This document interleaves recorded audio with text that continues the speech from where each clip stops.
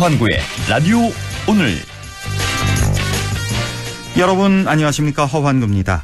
포항 영일만 해저에 석유와 가스가 매장돼 있다며 윤석열 대통령이 국정브리핑에서 최고 수준의 심해 기술평가 전문 기업이라고 밝힌 액트지오의 신뢰성에 대한 의문이 계속해서 제기되고 있습니다. 액트지오의 본사 주소는 미국 휴스턴 지역의 주택가인데다 액트지오의 고문 아브레우 박사의 집이다. 또 액트지오가 텍사스 주정부와 세무국에는 업종을 직업훈련과 관련 서비스라고 신고했고 지리 컨설팅을 부업종으로 밝혔다. 미국 인구조사국에 등록된 기업 정보에도 직원이 아브레우 박사 단 한 명인데다 연평균 매출도 우리 돈 약 3,700만 원에 그친다. 이런 보도가 나왔습니다. 제2의 부산 엑스포 설레발 아니냐는 비판도 있는데요. 오늘 아브레우 박사가 우리나라를 찾았죠. 과연 모든 의문을 명백히 해소하고 신뢰성을 높일 수 있을지 주목됩니다. 6월 5일 수요일 라디오 오늘 광고 듣고 시작합니다.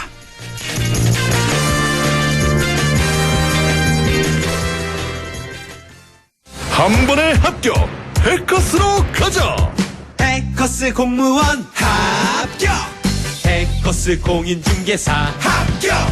해커스 세무회계도 합격! 한 번에 합격! 해커스 한 번에 합격! 해커스. 락토픽 이렇게 새로우셨어? 건강하고 씩씩하게. 아이들도 락토픽. 혈당 케어 힘드시죠? 부모님도 락토핏 한케어. 우리 가족 장 건강엔 새로워진 락토핏. 우리 가족 맞춤 락토핏. 건강당 건강. 건강기능식품입니다. 당신은 아마 아직 모를 거야. 상기렌트 숨은 강자. 아마존 아마 믿지 못할 거야. 합리적인 이 가격을. 아마존 장기렌트의 숨은 강자 홈페이지에서 실시간으로 확인하세요. 아마존카. 이 음악을 듣고 하던 일을 잠시라도 멈췄다면, 이 소리를 듣고 잠시라도 설레었다면 당신의 리니지 M은 아직 끝나지 않았다는 이야기입니다. 새롭게 쓰일 당신의 이야기. 신서버 말하는 섬 사전 예약 중. 리니지 M. 12세 이용가. 이런 게 있을까? 원리금 보장 되는데 만기 땐 가상금리, 복리이자도 주는데 분리과세까지. 에이, 너무 이상적이지. 미래에셋증권에서만 만날 수 있는 개인 투자용 국채. 너무 이상적인데 현실. 미래에셋증권 개인투자용 국채. 청약 가자! 원금 손실에 유의하시고 투자 전 상품 설명서 및 약관을 꼭 읽어보세요. 네, 라디오 오늘 수요일 순서 시작합니다. 1부 김필수의 차필 규정 함께 하고요. 2부 이슈 오늘에서는 상주시가 남산 근린공원을 재조성한다는 소식이네요.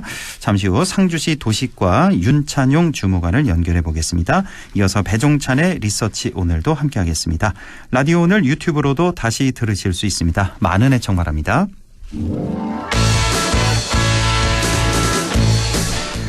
차에 필요한 귀한 정보, 김필수의 차필 규정 시작합니다. 오늘도 대림대학교 미래자동차학부 김필수 교수와 함께합니다. 안녕하십니까? 네, 안녕하세요. 예, 교수님 오늘 어떤 얘기 나눠볼까요?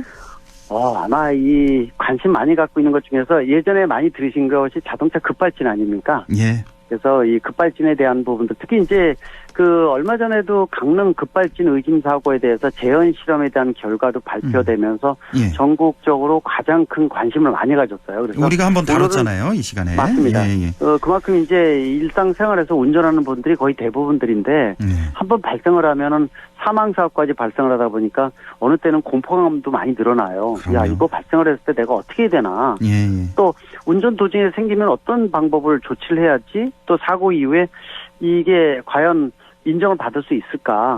뭐 이런 여러 가지 부분들이 있거든요. 그래서 예. 그런 부분들이 40여 년 동안 논란이 되어 왔었고, 아시겠지만은 재판 과정에서, 소송 과정에서 한 번도 승소한 경우가 없었습니다. 예. 그래서 오늘은 그 후속에 대한 부분들, 뭐 급발진 사고 이후에 그 결과에 대한 거, 그게 어떤 영향을 끼치고 앞으로 관련 사고라든지 또 필요하시면은 또 뭐 급발진 사고가 급발진이 발생을 했을 때 응급 조치하는 방법, 네. 뭐 이런 것들도 뭐 다양하게 말씀드리고자 합니다. 예, 지난 4월 19일에 재연 시험이 이제 시행이 됐고 최근에 5월 27일 강릉에서 이제 그 감정 결과 브리핑이 진행이 됐었는데 네. 자, 우리가 지난 시간에 한번 다뤄봤었지만 그 급발진 사고에 대한 그 재연 시험 있잖아요. 그 네. 결과가 어땠었는지 다시 한번 좀 정리 차원에서 설명해 주신다면요. 제일 중요한 부분들이 급발진 그 재현 실험 결과가 네. 원래는 재현 실험을 한 목적이 국가에서 제출한 EDR 사고 기록 장치가 내가 실제로 운전자가 운전하는 거하고 많이 판이하게 틀리다라는 걸 입증하는 실험이었어요. 예. 그러니까 이제 이번 실험을 통해서 EDR에 나온 기록은 뭐 많이 들으셨겠지만은 운전자가 가속 페달을 100% 계속 밟은 상태였다. 그리고 브레이크는 전혀 밟지도 않았다. 이런 결과였었거든요. EDR이. 예. 근데 실제로 실험을 해봤더니 실제로 나온 기록하고 굉장히 판이하게 틀렸습니다. 예. 다시 말씀드리면은 급발진이 강릉 급발진 사고가 24초 동안 발생을 했거든요. 아, 예. 근데 실제로 실험을 해보게 되면은 18초뿐이 안 걸리는 거예요. 상태가. 그러니까 시간이 상당 부분 길었다는 얘기는 운전자가 적극적인 의지를 가지고 브레이크를 밟았다라는 하나의 증거를 쓸 수도 있다라고 이제 언급하기도 하고 예. 또 마지막 5초 동안에 100km에서 116km 그러니까 110km에서 116km니까 5초 동안에 6, 7km 정도뿐이 안 올라갔어요. 예, 근데 예. 직접 실험을 해봤더니 여러 번 해봤더니 최소가 130이고 많은 경우는 150까지 올라간 겁니다. 그러니까 EDR에 나온 기록과 재현 실험을 통해서 나온 기록이 판이하게 틀리다는 거예요. 그리고 24초 동안에 중요한 포인트가 한 11군데가 비교되는 부분들이 있는데 네. 실제로 재현 실험을 해봤더니 EDR에 나온 기록하고 똑같은 경우는 한 11군데 중에서 한 2군데뿐이 안 되고요. 9군데 정도는 틀린 거예요. 네. 그러다 보니까 이 차이가 굉장히 크게 나다 보니까 이거 EDR에 나온 기록 문제가 있다라는 것도 있고 또 한 가지는 예. 이 차가 비상 자동 제동 장치가 있는 차였거든요. 아, 그렇습니까? 예. 예. 근데 실제로 급발진이 발생을 했을 때 비상 자동 제동 장치가 하나도 동작이 안 된 거예요. 아, 예. 그래서 그것도 또 별도로 실험을 서너 번 해봤었는데 같은 연식에 같은 차량 가지고 했는데 100% 동작이 되는 거예요. 아, 그러니까 이 차는 차량 동작이 안 됐던 거죠. 결함이 있었군요. 그 차량 자체에도. 그렇죠. 예, 그런 거 자체가 이제 입증을 통해서 진행을 해봤더니 이거 자동차의 결함이지 않느냐라는 부분들이 많이 제기가 돼서 앞으로 지금 형사상은 끝났지만은 민사상의 재판 과정에서 이번에 재현 실험 결과가 상당히 좀 다툼이 많이 발생할 것 같은데 그래서 차이가 크다 보니까 저도 이제 급발진 연구를 맡고 있으면서 앞으로 다른 사건들 관련 급발진 의심 사고에 굉장히 큰 영향을 줄 수 있는 이번 재현 실험, 최초의 재현 실험이라고 항상 말씀드렸는데 그런 측면에서 앞으로 상당히 좀 소비자의 목소리를 높일 수 있는 계기가 되지 않을까라는 말씀을 분명히 드릴 수가 있습니다. 그러니까 차량 자체도 결함 가능성이 충분히 있다는 거 그게 이제 입증된 거고 그 사고 당시에 운전자가 브레이크를 굉장히 좀 많이 밟았다는 게 간접적으로 증명이 된 거네요. 그렇죠? 그렇죠. 그게? 그런 부분들이 이제 시간이 많이 그만큼 길게 일어난 부분들은 그러니까요. 운전자의 의지를 여러 군데에서 봤다. 즉 제동 장치를 통해서 세우려고 노력을 했기 때문에 시간이 이렇게 길어진 거다라는 것이 서너 군데에서 나왔어요. 자, 그러면은 그러면 이렇게 뭐 실험 결과도 나왔는데 앞으로 재판에 어떤 영향을 미칠지 그 판정 기준이 좀 달라질 수 있을지. 달라질 수는 있습니다. 왜냐하면 이번 실험 자체가 이제 재판 과정에서 판사가 지시를 한 거거든요. 그래서 이런 부분에 미흡한 부분이 많아서 재현 실험을 통해서 하게끔 해주세요라고 해서 판사가 그런 부분에 이 시험 명령을 내린 거고 그 부분에 대한 결과가 이번에 다 제출이 되면서 앞으로 굉장히 논란이 많을 거예요. 자동차 제작사에서는 전문가들을 동원해서 이 부분에 대한 문제점이 있다라고 계속 이제 언급을 할 거고 또 운전자 입장에서는 피해자 입장에서는 또 이런 결과 나온 거에 대해서 굉장히 강조를 할 텐데 제가 보기에는 운전자 입장에서는 이 자료 자체가 굉장히 중요한 그러니까 인센티브를 줄 수 있는 이런 자료가 아닌가라는 측면에서 이 판사가 판결 내리는데 상당히 예전의 시각하고는 틀려진다는 거죠. 뭐냐면은 중요한 게 그겁니다. 지금까지 40여 년 동안의 운전자가 100% 폐쇄한 이유가 자동차의 결함으로 운전자가 밝게 되는 구조고 또 사고 이후에 전자제어 이상은 재현이나 흔적이 남지를 않기 때문에 특히 EDR에 나오는 기록 자체가 굉장히 소비자한테 불리하게 작용을 했어요.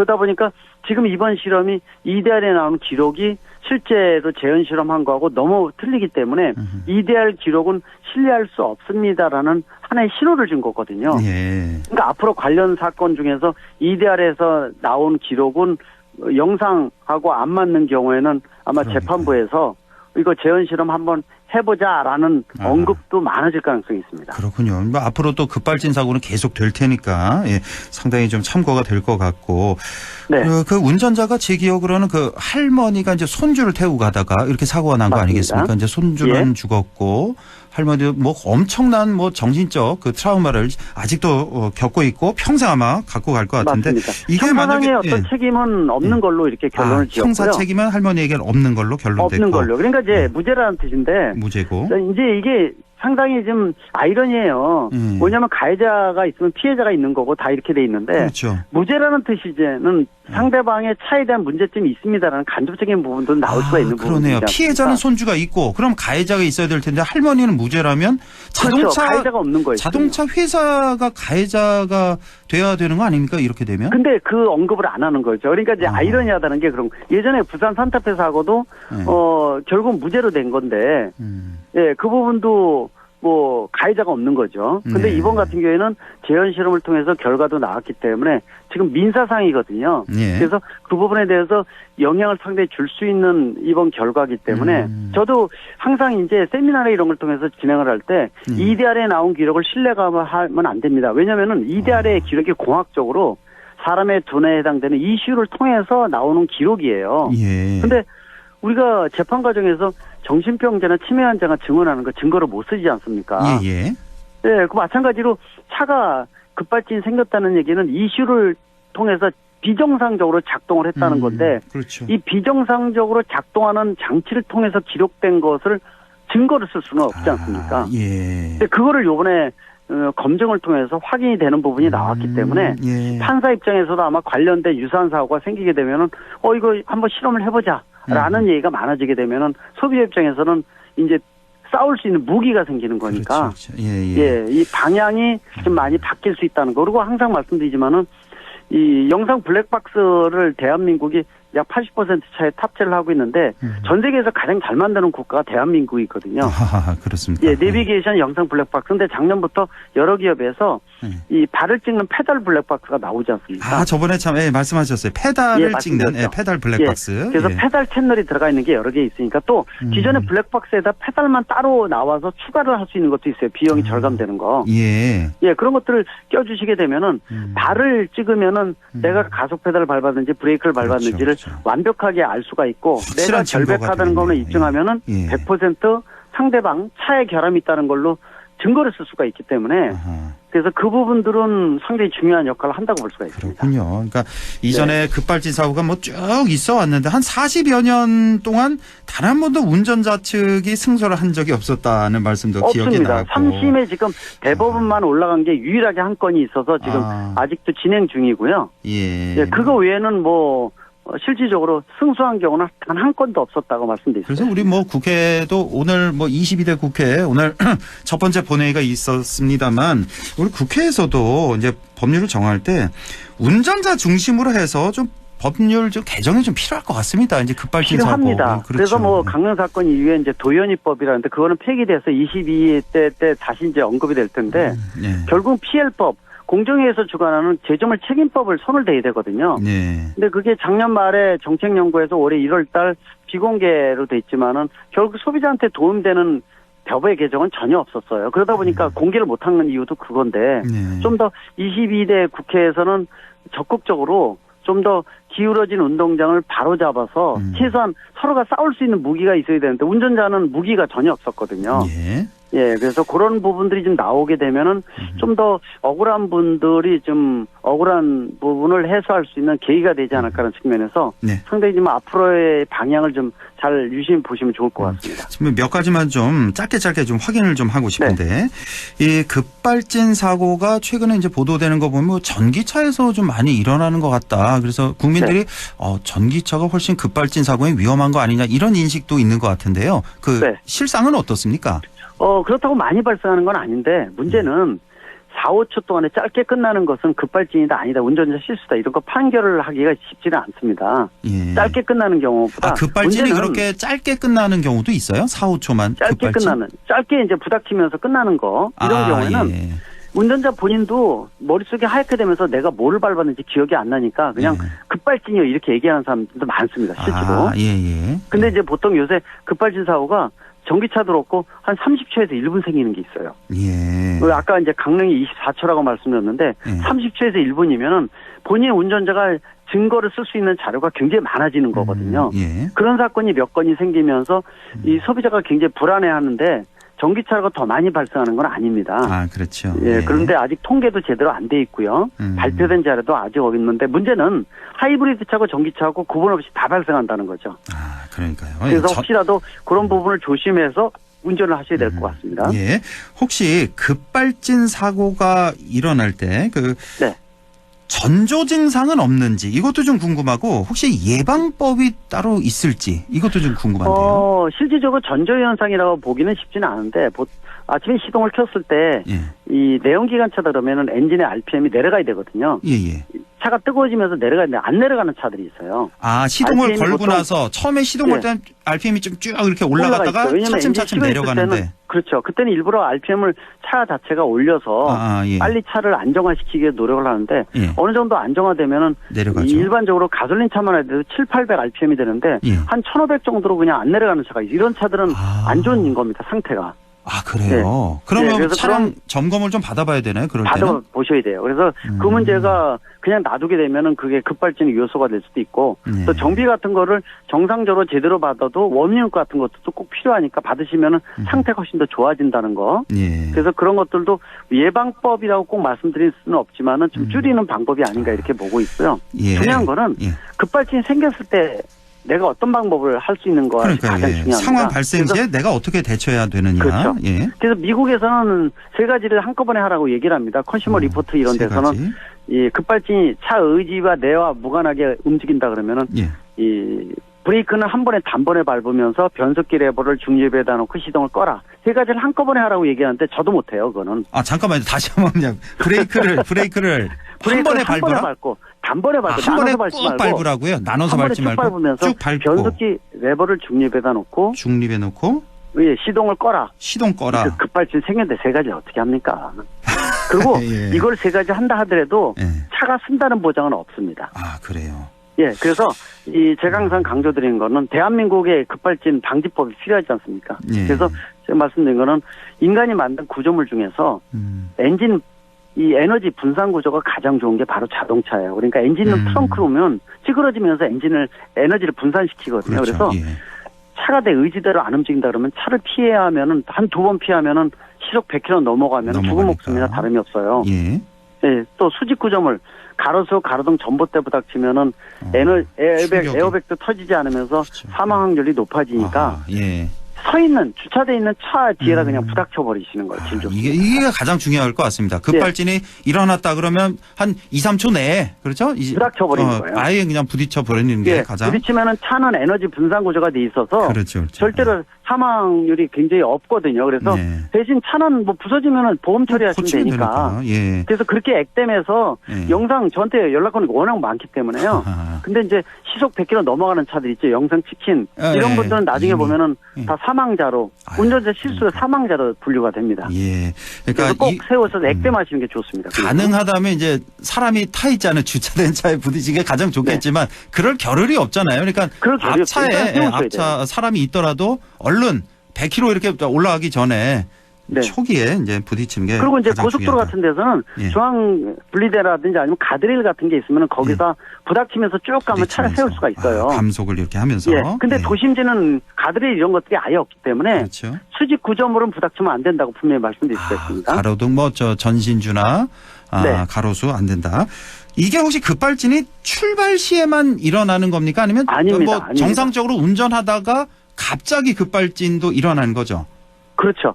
구분 없이 발생한다고 보시면 돼요. 예전에는 초기에 이제 세차장에서 자동 세차하고 나올 때 튕겨나가는 차가 많았었어요. 초기에 예전만 해도. 근데 최근에는 구분 없이 다 발생하는 게 운행 도중에 차가 갑자기 왕 하면서 튕겨나가는 경우도 있고요. 그러니까 얼마나 놀래요. 잘 그러니까 가다가. 이제 구분 없이 발생한다. 운행 도중에 구분 없이 발생한다고 보시면 됩니다.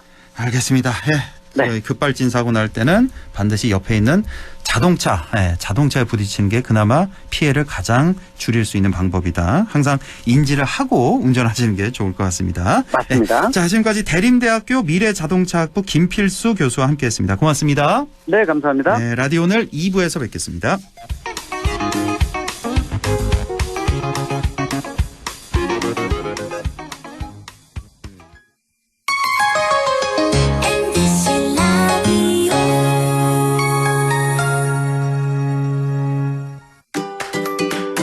안동과학대학교에서 오는 6월 14일까지 지역산업연계 바이오 생명 분야 인력 양성과정 교육생을 모집합니다.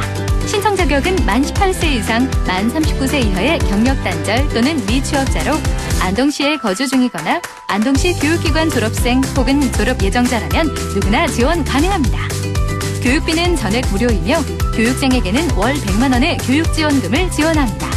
자세한 사항은 안동과학대학교 홈페이지 또는 전화번호 054-851-3691, 054-851-3691번으로 부탁드리며 여러분의 많은 지원 바랍니다. 이런 게 있을까? 원리금 보장 되는데 만기 땐 가상금리, 복리이자도 주는데 분리과세까지. 에이, 너무 이상적이지. 미래에셋증권에서만 만날 수 있는 개인투자용 국채. 너무 이상적인데 현실. 미래에셋증권 개인투자용 국채. 청약 가자! 원금 손실에 유의하시고 투자 전 상품 설명서 및 약관을 꼭 읽어보세요. 오늘도 안전하게 음주운전 예방수칙 알려드립니다. 첫 번째, 술자리가 예정된 경우 미리 귀가 방법을 정하고 차는 가져가지 않는 것이 안전합니다. 두 번째, 음주 후 자전거나 전동 킥보드를 이용하는 것도 음주운전 처벌 대상에 포함됩니다. 세 번째, 과음을 한 다음 날에는 대중교통을 이용해 주세요. 숙취 음주운전 역시 처벌 대상입니다. 네 번째, 음주운전을 방조하는 경우에도 3년 이하의 징역형 또는 1,000만 원 이하의 벌금형에 처해질 수 있습니다. 적극적으로 말려주세요. 위험한 음주운전 미리 예방하여 소중한 생명을 지켜주세요.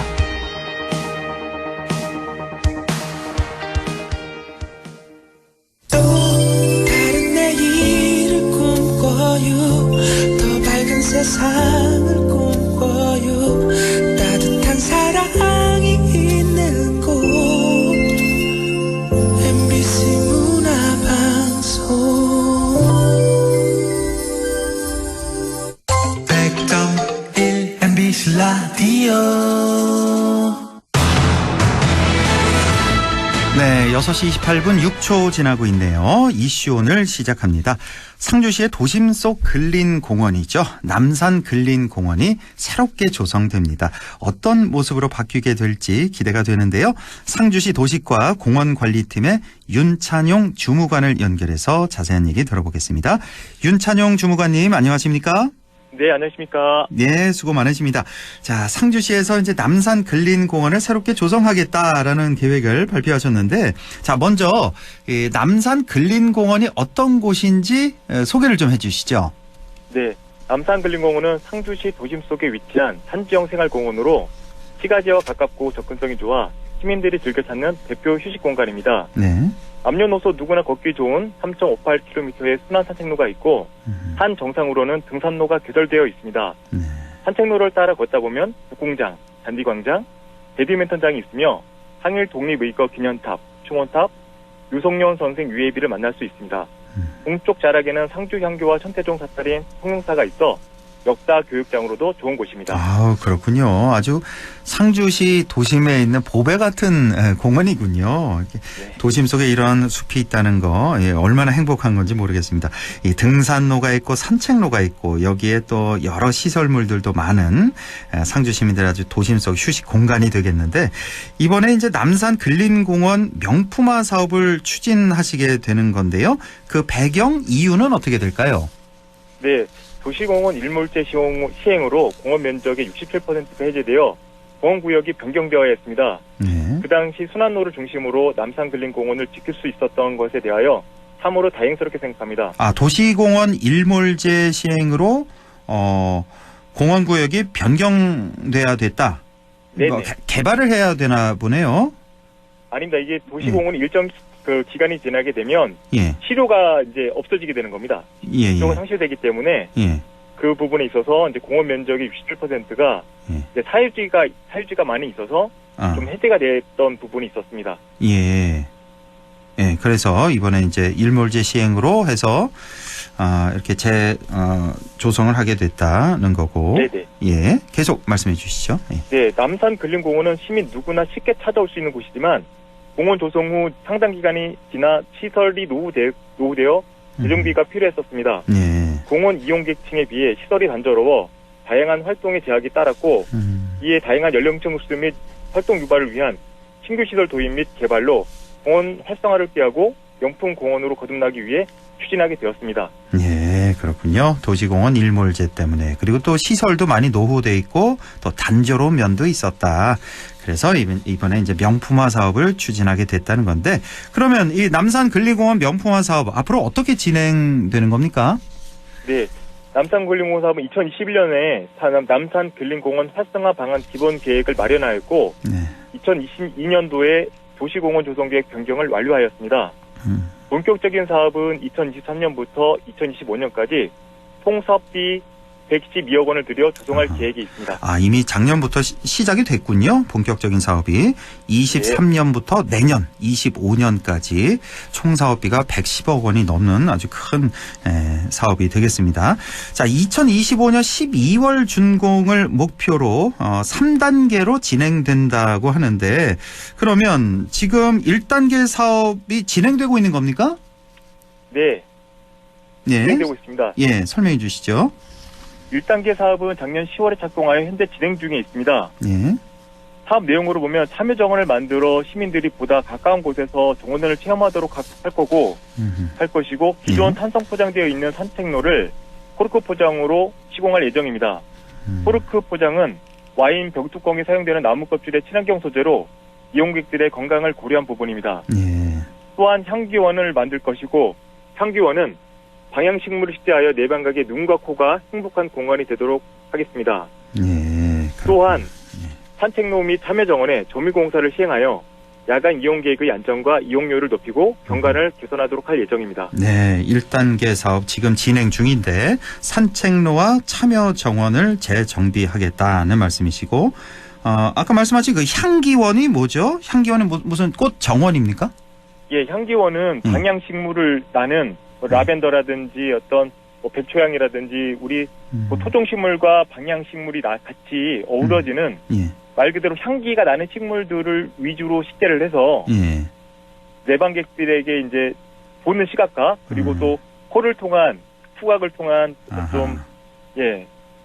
좀 향기로운 그런 공원을 같이 이렇게 느끼도록 할 수 있는 그런 공간입니다. 아, 그러니까 향기원이라는 게 그 향기에서 나온 말이군요. 향기 나는 그런 공원. 정원. 향기 나는 정원. 예, 맞습니다. 이렇게 향기원도 만들고 산책로, 참여정원도 재정비하는 그런 1단계 사업이 되겠고, 자, 그러면 2단계 사업 내용은 어떻게 됩니까?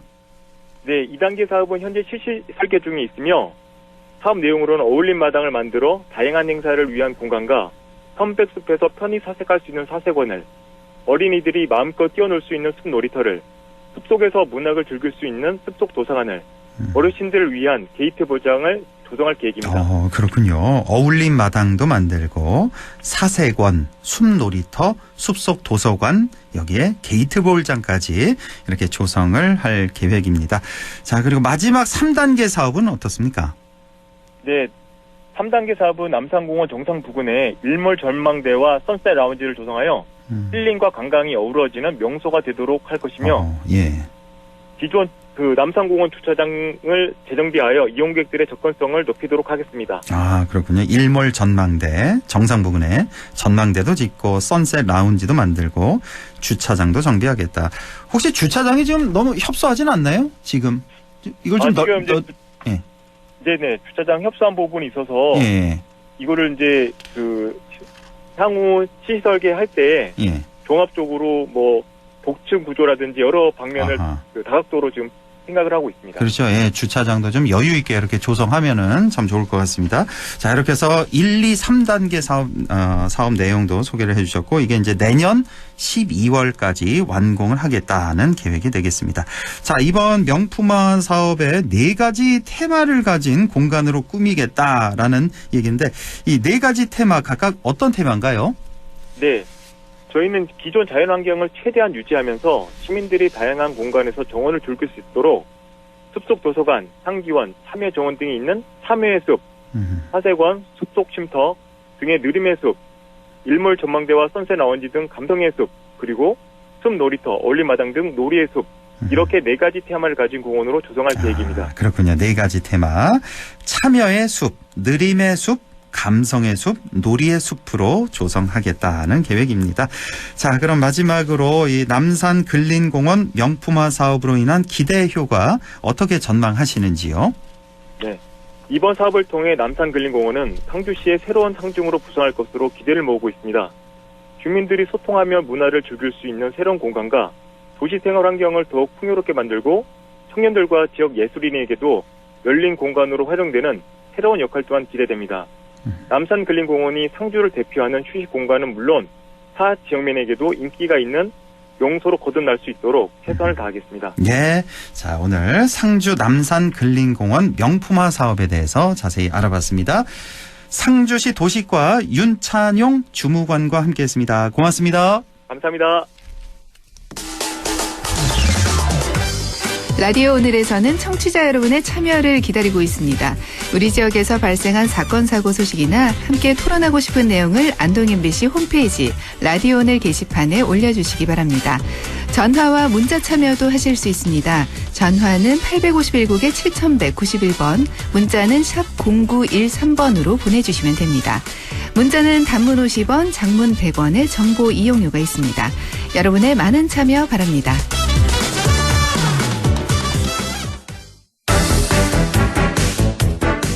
리서치 오늘 인사이트 K 배종찬 소장과 함께합니다. 소장님 안녕하십니까?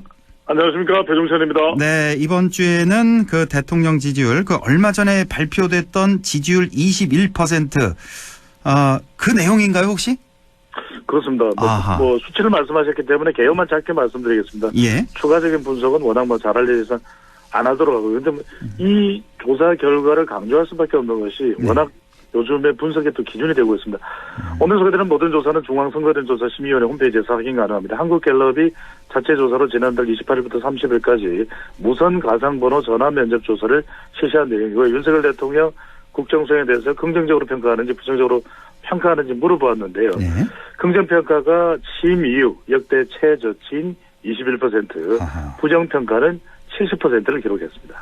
역대 최악의 조사 결과가 나온 건데, 자, 지지율이 이렇게 계속 저공 비행을 면치 못하는 이유도 좀 궁금하고, 이러다가 정말 말로만 듣던 10%대 지지율로 떨어지는 건 아닌지 이런 걱정도 되고요.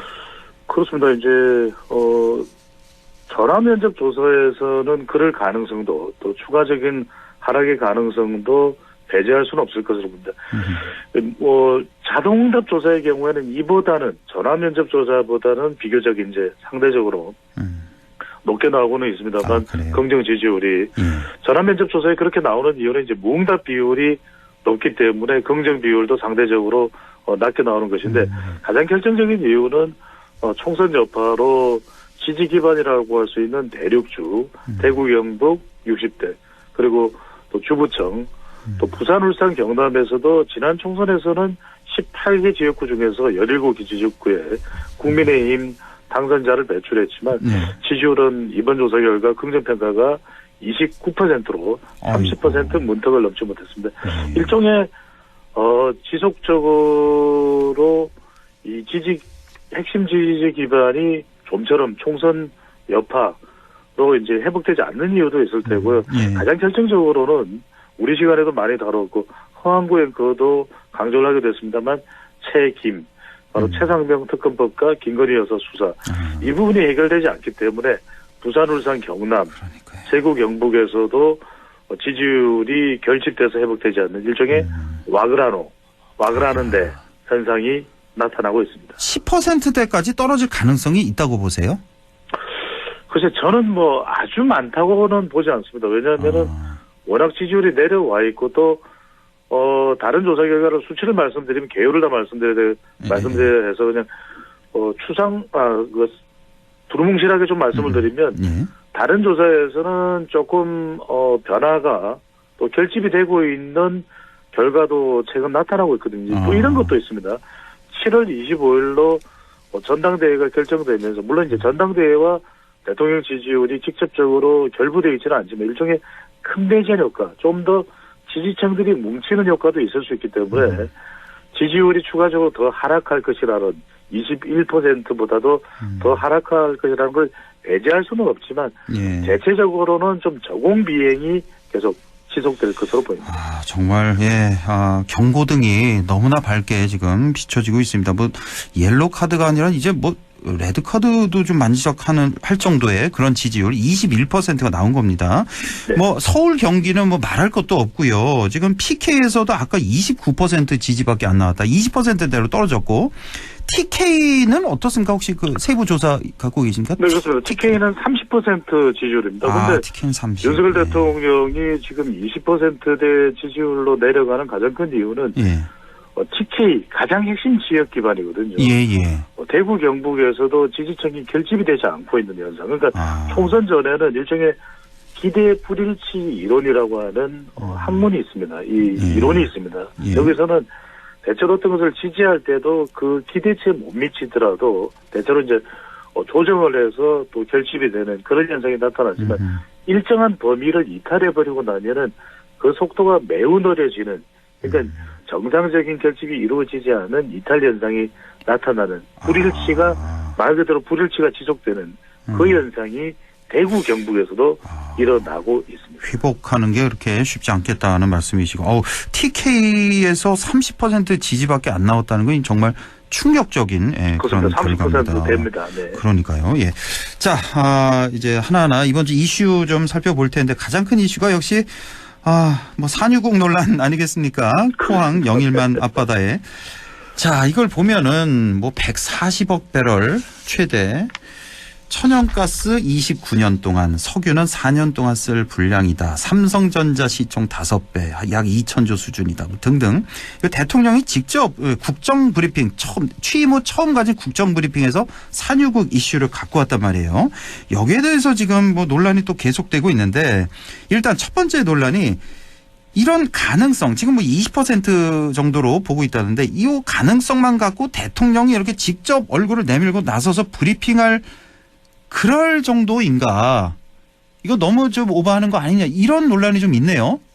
그렇습니다. 그런데 이제 또 따지고 보면은 워낙 윤석열 대통령이 국민들이 좀 관심을 가질 만한 긍정적으로 그럴 만한 또 이슈가 없지 않습니까? 최근에 이제 의료 갈등도 계속되고 있고 또 총선 패배도 지속되고 있고 또 당정 관계도 보면은 한동훈 전 위원장과도 껄끄럽고 그렇다고 해서 야당과의 소통도 전격적으로 또 물 흐르듯 이어지고 있지도 않고 잘 되는 게 하나도 없네요. 그렇죠. 이제 김건희 여사 관련된 부분도 계속 난망한 상태고 심지어는 윤석열 대통령이 보낸 축하난도 거절 또 거부되는 사태도 벌어지고 있거든요.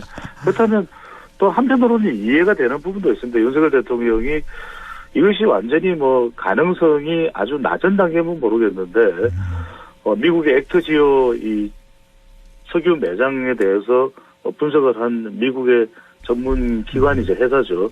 또 입국을 해서 방안을 해서 매장 가능성이 더 높다. 이 액트지오라고 하는 회사가 중남미에 있는 가야나 바로 올해 들어서 심해 유전 최대 매장량인 것으로 이제 21세기죠. 예. 21세기 들어서 최대 심해 유전으로 그 분석이 된 이 가야나 유전에 대한 것도 이 액트지오가 담당을 했었거든요. 그래서 그렇습니까? 가능성이 그렇죠. 가능성이 있는 것으로 알려진데 여기서 이제 핵심은 이걸 겁니다.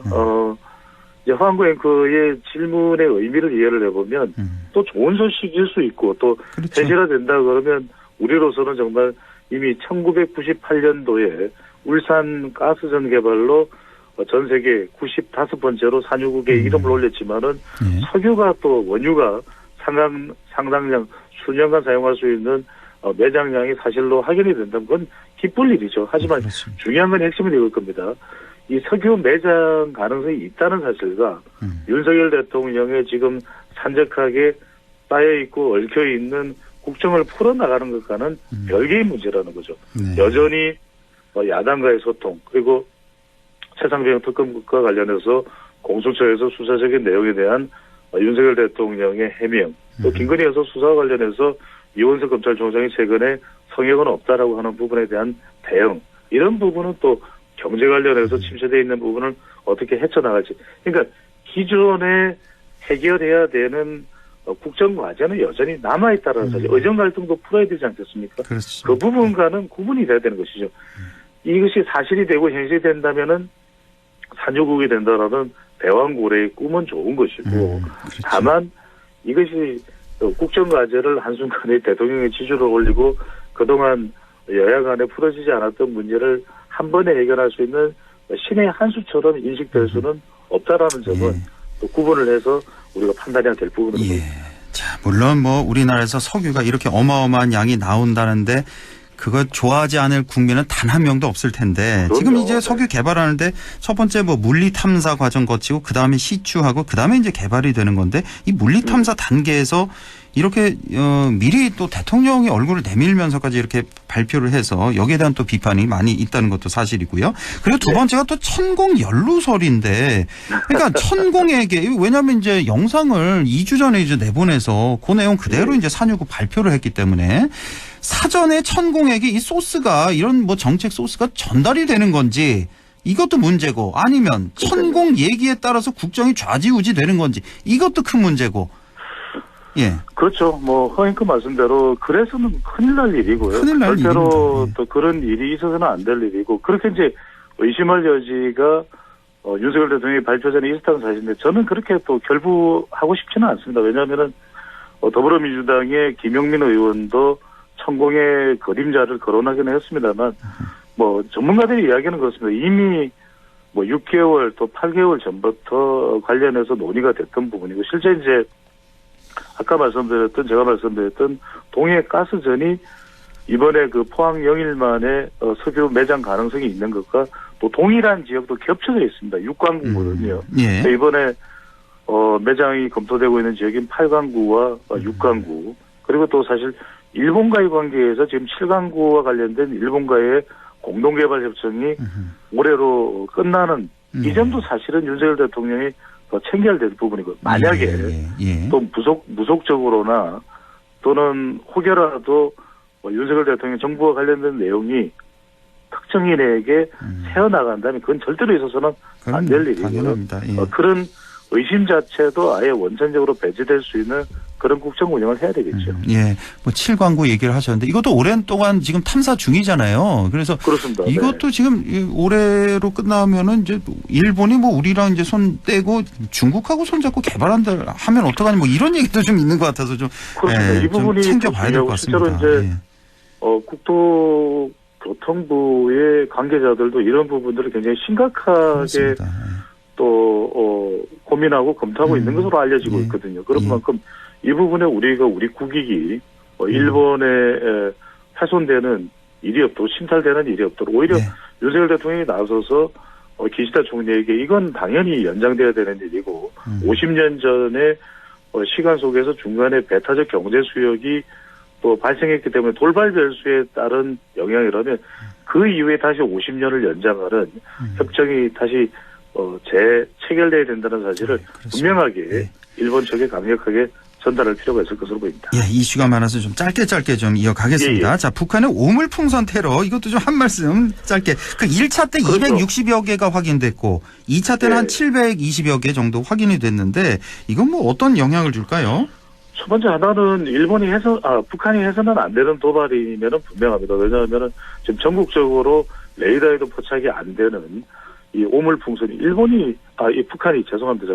일본 이야기를 하다가 예. 북한이 이 오물을 쓰레기를 또 담배꽁초 등을 담은 오물을 풍선에 달아서 우리 경북이나 또 경남 지역까지 날아올 정도로 도발을 일삼아서는 안 되는 거죠. 물론 이것이 생화가스까지도 물질까지도 오물풍선에 담을 수 있다는 것으로 또 확대 해석하는 것도 우리는 좀 경계할 필요는 있습니다. 두 번째가 중요할 것 같아요. 예. 결국 남북 관계를 어떻게 할 거냐. 결국 윤석열 정부는 9.19 2018년에 문재인 정부에서 맺어졌던 이 남북 군사 합의 서로 간에 위해를 가할 수 있는 행위를 하지 않는다는 것을 효력 정지시켜 버렸거든요. 어제인가 발표했죠. 예. 이제는 정말 정말 극단적인 강대강 대치 국면이 될 수 있습니다. 그렇습니다. 이제는 군사 훈련도 휴전선 내에서 할 수도 있는 것이고 적극적인 또 북한의 도발이 있을 경우에 군사적 대응도 할 수 있습니다.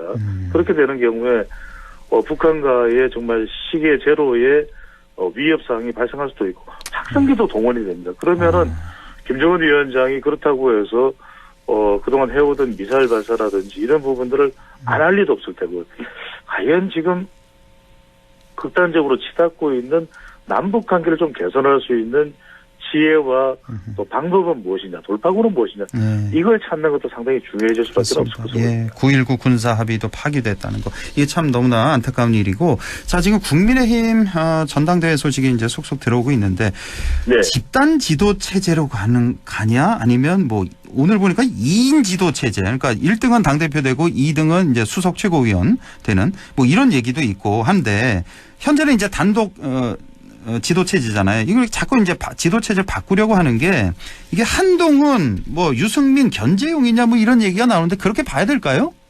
그런 성격이 다분히 있을 것으로 보입니다. 왜냐하면은 한동훈 전 위원장이 또 무소불위의 당대표가 되면 워낙 여론 지지가 높기 때문에 막강한 권력이 될 수 있거든요. 그렇다고 해서 윤심이 또 작동할 수 있는 그런 시점은 아닙니다. 워낙 대통령의 지지율이 낮고 지난번에 이른바 윤핵 관여로 또 추가 포함될 수도 있는 이철규 의원의 경우에는 원내대표 시도가 또 불발되고 말았거든요. 예. 그렇다면 이 대체로 이제 이러한 안들이 이제 포함될 가능성이 높습니다. 날짜는 7월 25일로 결정이 됐고 예. 집단 지도 체제로 오롯이 가지는 않더라도 한동훈 전 위원장을 견제한다는 의미 그리고 기존의 당대표의 모든 권력이 쏠리는 것을 좀 차단하기 위해서 집단 지도 체제가 포함되는 유형의 당대표 선거가 될 가능성이 상당히 높을 것 같고요. 그러니까 이제 절충형이 될 수도 있을 것 같고요.